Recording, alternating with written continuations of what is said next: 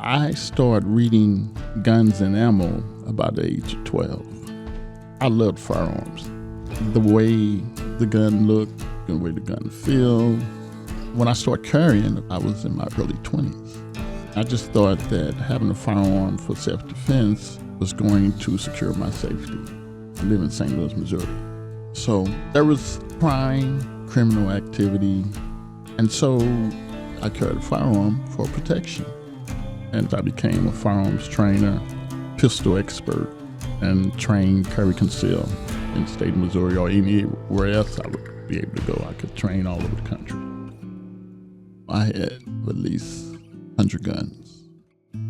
I had rifles, I had shotguns, I had semi-auto shotguns, I had pumps, I had semi-auto pistols. I've had the revolvers. I don't think there's not a gun that I haven't had my little hands on. I put them everywhere. I put them in the cabinet. I put them in my living room, in my resting area. I had firearms everywhere around the house. I felt that if someone breaks in my home, I may be cooking. So if I'm cooking, I want to be able to get to that firearm. Around 43 years old, I was in a rough spot. I lost my job. I lost a relationship. Things were just bad. I had a lot of firearms, but I had started selling them and pawning them because I had to pay my rent, had to pay some bills. And I was in a deep depressed state. And I was just like, man, I'm just going to end this. I want to end all of this. And I decided, okay, I'm gonna go into my bedroom. I'm gonna get my Glock 22, not 22 caliber, but model 22, which was a 40 caliber, which would have definitely did the job. So I went in the bedroom and I pulled my nightstand drawer open because I kept a firearm, not stored, just loose. And I went to get that firearm, and it was a big old yellow receipt. It showed pond. And right then and there, I changed my mind. I changed my mind because it was not there. That feeling of despair, of me wanting to kill myself, it just went away. That little space between that time that I didn't have that firearm, where I could reach and get that firearm and it was available, saved my life. Bill Mays is one of the 30 to 40% of U.S. adults who maintain firearms in their home. The vast majority of those own firearms for personal protection. Yet most firearm owners don't store their guns securely. And that creates a risk that a firearm brought into the home for protection may actually increase the risk of accidental injury or death by suicide. I'm Curt West, psychiatrist and scientist at the Center for the Study of Traumatic Stress at the Uniformed Services University. Today, in Let's Talk About Your Guns, we'll talk to Bill Mays, a firearms instructor and community advocate who survived a suicidal crisis and now works to educate people about secure storage of firearms. We'll also talk to Dr. Tara Warner, sociologist and researcher, about her work on the tension between protection versus risk and understand how that influences safe storage decisions.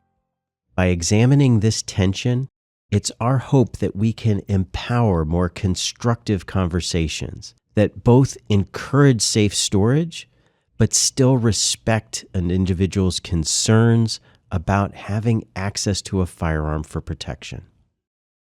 Firearm safety in the home is built around 5 principles. Weapons should be stored unloaded. They should be taken apart or stored with a disabling device. They should be stored in locked containers, and ammunition should be stored in a separate locked container. Finally, firearm safety in the home involves having a plan in advance for storing guns in an alternate location during times of crisis. Today's conversation is about finding that balance between having a gun readily accessible for protection and creating time and space for that person in crisis. Because this podcast isn't about whether you're for or against firearms. It's about how to have open and honest conversations about safe storage. Conversations that may save a life. Bill, you started out as a firearm instructor. Yes, right. What was it that you taught your students? The first thing we would teach them, of course, how to carry the firearm, how to shoot the firearm, how to line your sights up, how to squeeze the trigger, not pull the trigger. My thing was, by the time you get out of that class, you will know how to shoot. You would know when to shoot. You would be familiar with the firearm. Was safe or secure storage part of your training? Initially, I wasn't pro storing firearms. That's not what I taught. I taught that you don't need a contraption to store it. I mean, you need to get to that firearm as quickly as possible. And so if it was stored or gun lock or in a storage case, or that was going to keep you from protecting yourself. But I was wrong. After that crisis, I had a new journey. My method now was different. I hyped up on storing your firearm. And so I start my training off by talking about storage and how it can help preventing suicide. Okay, so these students are coming in to learn how to use a firearm for protection. I can imagine that there's some resistance to you trying to convince them to make it less accessible. So how did you navigate that? I had to go at a different angle. First, I had to go through the back door, then come around to the front door. So my basic premises was to help them appreciate that. Do you have children? Yes, I have children in the house. Okay, so you want to make sure that that child is not able to get to your firearm, right? Yes. Okay, yes. Then I will expound. I would say, because not only that, we don't know where that child's head at. Not even only the child, but there's maybe someone in the home that's going through mental challenges. And we don't want them to get that firearm, do we? No. Okay, so we can see the importance of having that firearm stored away so that person cannot get to that firearm. Do that make sense? And they would say, yeah, that's right, it does. And so that's how I start talking about suicide, because suicide is not suicide is not 1 + 1 with firearms equals 2. So I had to do some minuses there to get to the point where they understood suicide as well as children. So, okay, that is really fascinating how you did that. So you bring it into preventing access from somebody that they're trying to protect, a child or another member of the family, and then saying, well, what if that person's not in a good spot? Okay. And then you bring it back to kind of, what if that person's you? Yeah. What if that person is you? What if that person is you? And also, what we have to keep in mind is that there's another element that you have to think about. What about the bad guy? What if that bad guy gets your gun before you do? If you're in the living room and you have your gun exposed somehow, what if the bad guy gets the gun? So again, that defending thing with the gun is a fairy tale. What were you able to say in these trainings that convinced your students that storing a firearm securely can still give them that same degree of protection as if they just had it out in the open? Well, it was not what I said, it's what I demonstrated. I demonstrated that you could store your firearm and also protect yourself at the same time. And that was big because we demonstrated it. Well, how did you do that? So, person's in the other room. You have your firearm. Let's lock your firearm. Let's put your firearm in this box. You hear a noise. Okay, let's time it. Boom. You got so many seconds to get your firearm. Not minutes, seconds. Let's see how you can do that. So what they would do is take the key, unlock it, have their firearm off. Person's still not in your room. They're not even close to you. But you have your firearm to defend yourself with. And so they understood that. They were like, wow, you're right. So we were able to demonstrate that you have enough time to get that stored, to get that locked gun if you needed to protect yourself. So why not store your firearm? Because you have time to get that firearm out that box. So they needed the experience. They need the experience. They needed to see it in action. Dr. Tara Warner is an associate professor at the University of Alabama Birmingham's Department of Criminal Justice. Her work examines how perceptions of risk and safety shape gun ownership and storage practices in the United States. Dr. Warner, can you tell me how you got started in this work in firearms, risk, and safety? I really started thinking about these questions around 2016, 2017, with just being really curious about why individuals own firearms.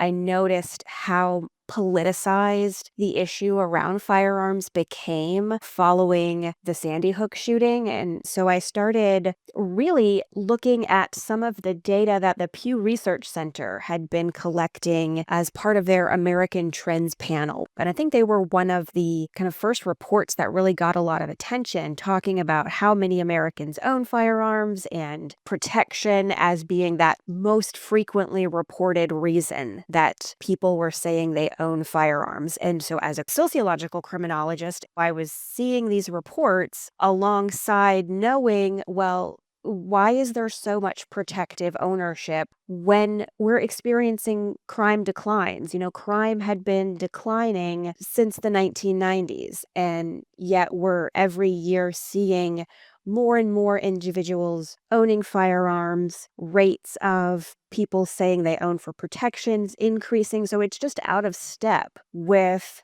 crime if what people are protecting themselves from is crime.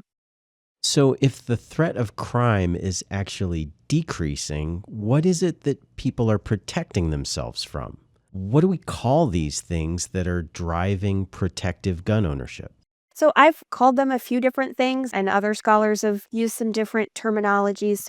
When we're talking about crime or previous victimization, we'll refer to that as like a proximate threat or an immediate threat. Contrast that with the sort of bigger, broader stuff that I have referred to as diffuse or abstract, or depending on what we're actually measuring, I've referred to it as economic threats, cultural threats, or status and identity related threats. It's, anything that's really experienced as negative, anything that generates a reaction, I think can fall within the purview of threat. It's taking a much bigger definition of threat, moving it away from just that physical safety threat and recognizing that we can experience threats to our sense of self, threats to our identity, threats to our ability to just feel secure in how we go about our day-to-day lives.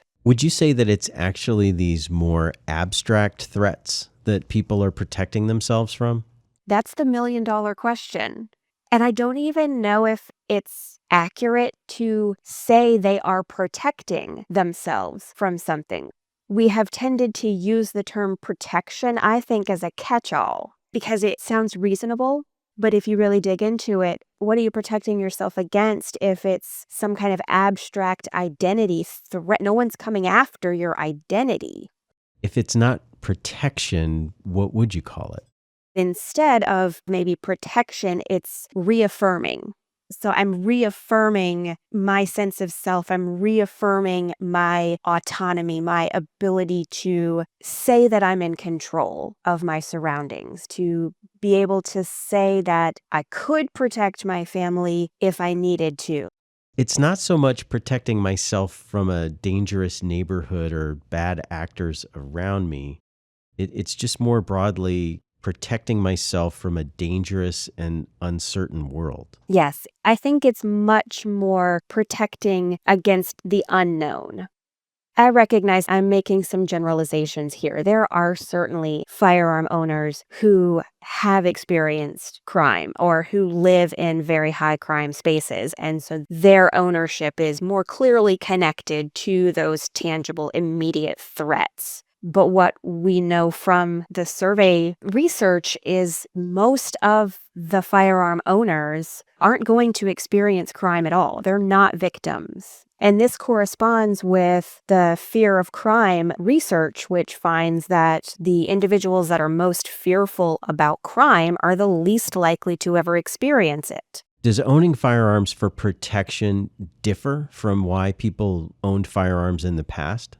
Absolutely. So I must credit sociologist David Yamani for developing the term gun culture 2.0, which he uses to describe this very shift in gun owning motivation from like the 1970s and 80s to today, where we have definitely seen a shift away from owning primarily for hunting and recreation to this owning primarily for protection. We've seen hunting decline. Recreational firearm use has declined. There's a shift towards far more handgun ownership away from long gun ownership. And so that's absolutely been observed and characterized as a new type of gun culture. Is that associated with a change in the demographics of who buys firearms now compared to in the past? I think as the shift away from hunting and recreation into protection, the demographic of gun owners has remained largely older white men, more conservative individuals. But in more recent years, particularly post-COVID and post-Black Lives Matter, we have seen increasing diversity among new gun owners in particular.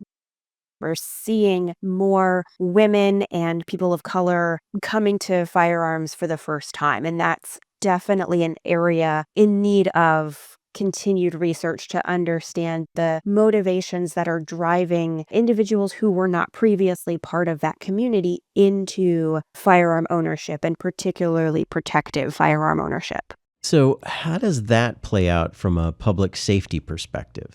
I think that disconnect between physical threat and my fears and worries is probably a big part of why we have so much trouble with public safety, because I know from talking with my public health colleagues and reading the public health literature that so often starts with, X number of Americans have firearms for protection, but you're so much more likely to be harmed by your own firearm than you are to use it defensively. They're speaking past each other because that's not even part of the calculus.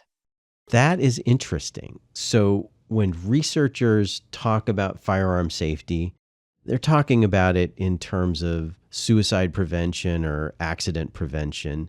But firearm owners, when they're talking about safety, they're thinking about protection. Absolutely. Yes, that is a perfect way of summarizing it. When it comes to protective ownership, what many owners are protecting themselves from are things that are so big and broad, it could limit their ability to really see those immediate risks. Individuals will think, well, that would never happen to me. We tend to overestimate the risk of bad things happening to other people and underestimate the risk of it happening to ourselves. Okay, so let's bring this back to conversations. Based on what you know, are there things that a person could talk about with a gun owner in their life? Things that might influence them towards more secure storage behaviors? So in talking with owners, what can we do to try and move the needle a little bit? Some of the work that my colleagues and I are doing right now is with a small group of gun owners as we're trying to unpack what responsibility means and how it's enacted. And some of the themes that have come up among owners is this idea about risk calculus and recognizing and talking with owners about not just how they're storing their firearms, but what are the other risks and other people in that immediate space. And then folding that into the conversation. Because if I'm talking to a gun owner who lives alone, who maybe has firearms stored less securely than I would like, that could be a very different conversation than if I'm talking with a firearm owner that has kids. Now, yes, the firearm owner who lives alone is still at risk of harming himself, but contrast that to the family with the firearm. You could harm yourself, your kid could harm themselves, your kid could harm you, vice versa. So just kind of talking with owners, and this goes back to recognizing that this is a very diverse population, not just in terms of their demographic characteristics, but in terms of the environments that they're in and who might be at risk for that firearm being stored unsecurely at home. And how can we shift owners to recognize all of the possible risks within the immediate environment? When it comes to helping firearm owners recognize and balance protection versus risk, Bill Mays is on the front lines. He works with Safer Homes Collaborative in St. Louis, a joint effort between the firearm and suicide prevention communities that emphasizes and promotes safe storage. What I do now with Safer Homes Collaborative and helping ones to appreciate how important it is that when one is in a struggle mentally, we have to be able to look at that person in the view of what he's going through and say, okay, he has a firearm. We've got to do 2 or 3 things. Number 1, you got to make sure that firearm is stored. Number 2, if you have someone you know for a fact that has crisis in their life, I don't say, well, lock it up, store it. Take that gun out of the home. Take that firearm out of the home. Because it's like anything else. If someone wants something, really, they'll do whatever they can to get it. And if they're bent on doing it. There's a couple of things that you said that have really been helpful to me today. One was this idea of when people are concerned about their safety and they're employing firearms to get that sense of safety, if you want them to store securely, to store safely, it's more important to demonstrate than it is to just tell them. And then the other piece is when you put that time in place, it's going to enable you in that unexpected worst moment. It's going to protect you from that unauthorized person accessing the firearm that you never anticipated, but it's you. Yes, because again, it can save your life. It could save your loved one's life, your children. This lady came to one of my classes. I always ask, who has children? And she raised her hand. And I said, okay. So she was telling me her child was inquisitive about her gun she had. And she was saying, I said, well, do you have a storage? Do you have a gun log? She said, no, I don't have anything, like that. And so I said, I tell you what, I've got a couple of them, 2 or 3 of them. So I said, why don't you take this one here and put your firearm in it? So she took the case with her. I remember her calling me and she said, I just want to thank you so much. And I asked her why. And she said that her child had company over and they were looking for her firearm, but they could not get into that lockbox. But the child told her. The child actually told the mom that. And she thanked me so much, she said, because I know for a fact that if that child would have gotten into that box, who knows what would have happened with them 2 kids. That must have felt really good to have that conversation. That conversation is one of the greatest conversations I could ever have. And not only was the conversation good, but it showed that she took responsibility because she became a responsible gun owner. Just because you have a firearm does not mean that you're responsible. You have to be a responsible firearm. And you know what responsible firearms do? They store their firearms. Today's episode illustrates just how challenging these conversations can be about balancing the need for protection against the risk posed by a firearm in the home. We all perceive risk differently, and yet we still all want the same thing: to live in homes that are safe and protected. Storing firearms securely doesn't have to mean compromising protection. When it comes to preventing firearm suicide, it's about putting time and space between an impulsive thought and a fatal act. Thank you to Bill Mays and Dr. Tara Warner for participating in today's discussion. You've been listening to Let's Talk About Your Guns. This podcast is made possible by the Henry M. Jackson Foundation for the Advancement of Military Medicine and is produced by the Center for the Study of Traumatic Stress at the Uniformed Services University in collaboration with Podville Media. To learn more about our mission and for additional resources, please visit cstsonline.org. Be sure to subscribe to the show on your favorite podcast app and leave a 5-star review. Thank you for listening. The views expressed are those of the speakers and do not necessarily reflect the views, opinions, or policies of the Uniformed Services University, the Department of Defense, the U.S. government, or the Henry M. Jackson Foundation for the Advancement of Military Medicine, Incorporated. Mention of trade names, commercial products, or organizations does not necessarily constitute or imply endorsement by the Uniformed Services University, the Department of Defense, the U.S. government, or the Henry M. Jackson Foundation for the Advancement of Military Medicine, Incorporated.